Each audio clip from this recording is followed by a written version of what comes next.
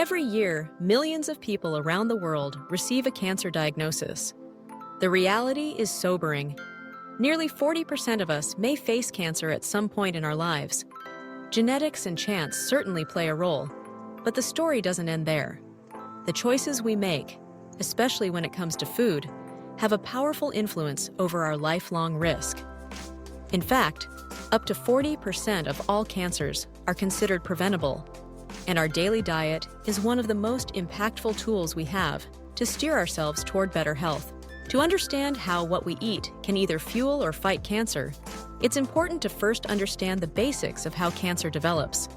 Cancer typically begins when a normal cell undergoes a mutation, a change in its genetic code. These mutations can occur for many reasons, and most are harmless or quickly repaired by the body. But in some cases, a mutation slips through the cracks, allowing a cell to begin growing and dividing out of control. For that rogue cell to survive and spread, it needs help. It needs an environment that supports its rapid growth. And unfortunately, some of the foods we consume every day can quietly nurture that environment. Let's look at the critical factors cancer cells depend on. First and foremost, they require energy. And their favorite fuel is glucose, the simple sugar that powers our bodies. Next, they thrive on certain hormones, particularly insulin and IGF-1, which act as powerful signals for cells to grow and divide. Then comes inflammation. Chronic, low-level inflammation breaks down the body's defenses and helps cancer cells evade the immune system, which is our body's primary shield against abnormal cells.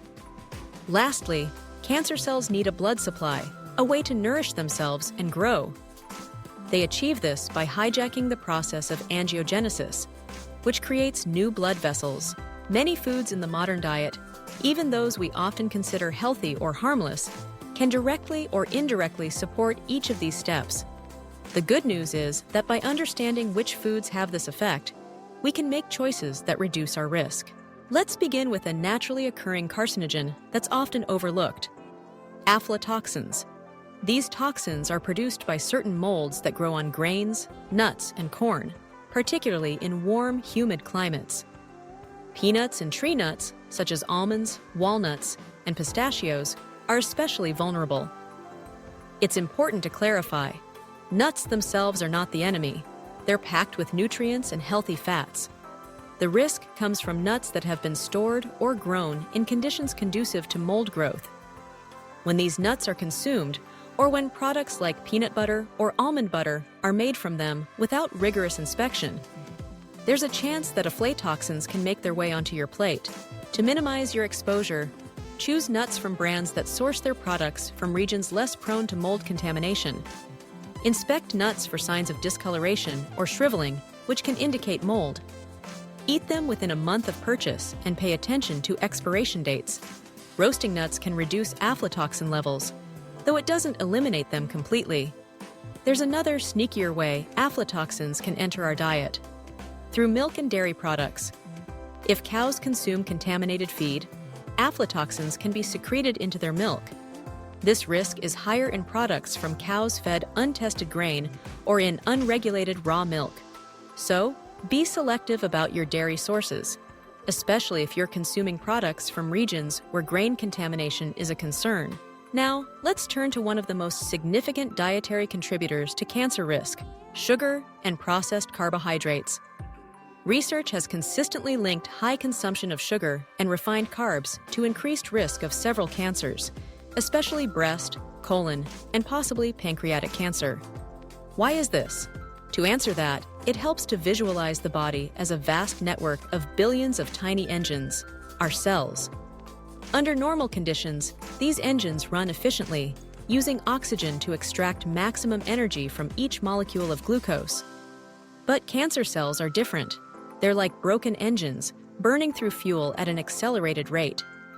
Their preferred fuel is glucose, the very same sugar our body produces from foods like bread, pasta, candy, and soda. This phenomenon, known as the Warburg effect, describes how cancer cells rely on a process called aerobic glycolysis. Even when plenty of oxygen is available, they choose to burn sugar rapidly to support their uncontrolled growth. When we eat foods that spike our blood sugar, our bodies release insulin and IGF-1, hormones that, in moderation, are essential for growth and repair. But in excess, they act like fertilizer for cancer cells, sending powerful signals to grow and divide even more rapidly. Studies have shown that some cancer cells, such as those in certain types of breast cancer, have up to 6 times more insulin receptors than normal cells. This means they're even more sensitive to the growth signals sent by high blood sugar and high insulin. As if that weren't enough, excess sugar in the diet promotes chronic inflammation, which leads to further DNA damage and weakens the immune system. Remember, our immune system isn't just for fighting off colds. It's our first line of defense against rogue cancer cells. The bottom line? Cancer cells are voracious for sugar. By reducing our intake of high sugar and high glycemic foods, we can help starve cancer cells while nourishing the rest of our bodies. Focus on low glycemic, high fiber foods such as beans, whole grains, vegetables, and berries. If you regularly drink sugary beverages like soda, consider switching to tea, water, or even diet sodas, though the latter is a topic of ongoing debate in cancer research. The key is to make choices that keep blood sugar and insulin levels steady, creating an environment less hospitable to cancer. Another group of foods frequently linked to cancer risk is processed meats and, to a lesser extent, red meat. The headlines often sound alarming, but it's important to interpret this research carefully. Numerous studies have found associations between high intake of processed meats, bacon, ham, sausages, and hot dogs, and certain cancers, especially colorectal cancer. Red meats like beef, pork, and lamb have also been implicated. However, these are observational studies, which can only show correlation, not causation. People who eat more processed meat might also have other lifestyle factors that increase cancer risk: less exercise, more smoking, or lower intake of fruits and vegetables.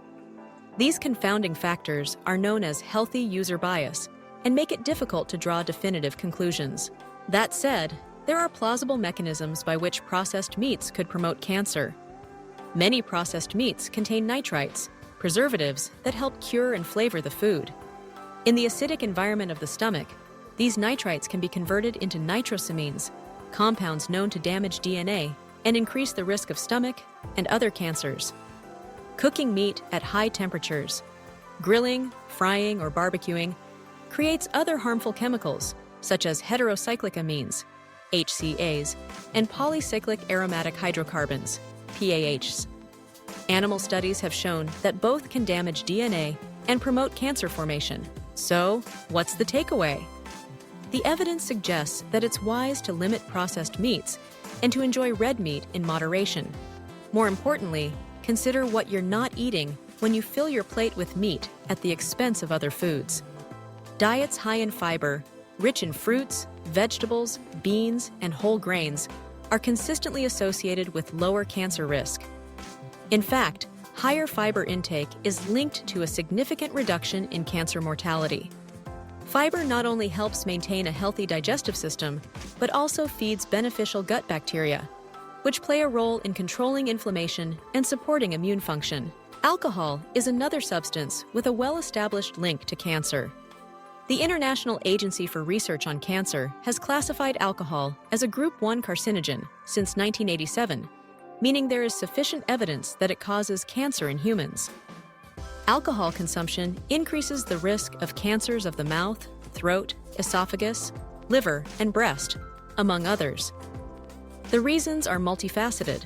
When alcohol is metabolized in the liver, it's converted into acetaldehyde, a toxic compound that can directly damage DNA and interfere with the body's ability to repair genetic errors. Alcohol also depletes essential nutrients, such as vitamin B1, thiamine, and folate, both of which are critical for healthy cell division and DNA synthesis. Furthermore, alcohol acts as a solvent, enhancing the absorption of other carcinogens, such as those found in tobacco, into the tissues. While moderate alcohol consumption is sometimes touted as harmless, the safest choice from a cancer prevention perspective is to minimize intake as much as possible. For those who do drink, staying within recommended guidelines and balancing alcohol with a nutrient-rich diet can help reduce risk. Let's review some practical strategies for minimizing your exposure to foods that can feed cancer cells. 1. Be mindful of the source and storage of nuts and grains. Choose reputable brands, inspect for signs of mold, and consume quickly after purchase. 2. Limit your intake of refined sugars and processed carbohydrates. Prioritize whole foods with low glycemic impact and high fiber content. 3. Moderate your consumption of processed and red meats. When you do indulge, balance your plate with plenty of fiber-rich vegetables and whole grains. 4. Limit alcohol as much as possible. If you choose to drink, do so in moderation and focus on nutrient-dense foods to support your body's natural defenses. 5. Stay informed about food safety and food regulations, especially when it comes to dairy and animal products. Choose sources that test for contaminants and prioritize animal welfare. It's important to recognize that no single food will cause or prevent cancer on its own. Cancer risk is influenced by a complex interplay of genetics, environment, lifestyle, and diet. However, the choices we make every day do add up. By understanding which foods can foster the conditions cancer needs to grow, we empower ourselves to make choices that stack the odds in our favor. The power of food goes beyond just avoiding the worst offenders. Filling your diet with foods that actively support your body's defenses is equally important. Colorful fruits and vegetables, beans, whole grains, nuts, and seeds provide antioxidants, phytonutrients, and fiber, all of which help reduce inflammation, balance hormones, and support immune function. Healthy fats from sources like olive oil and fatty fish can further reduce inflammation and promote cellular health. And don't forget the role of physical activity, restorative sleep, and stress management. They're all critical pieces of the cancer prevention puzzle. In summary, while we cannot change our genetic inheritance, we have tremendous influence over how those genes are expressed. The food we choose each day can either feed cancer or fight it. By staying informed, making thoughtful choices, and focusing on a balanced, nutrient-rich diet, we can tip the scales toward a healthier future. Stay curious, stay proactive, and remember, small changes in your daily habits can make a big difference over a lifetime.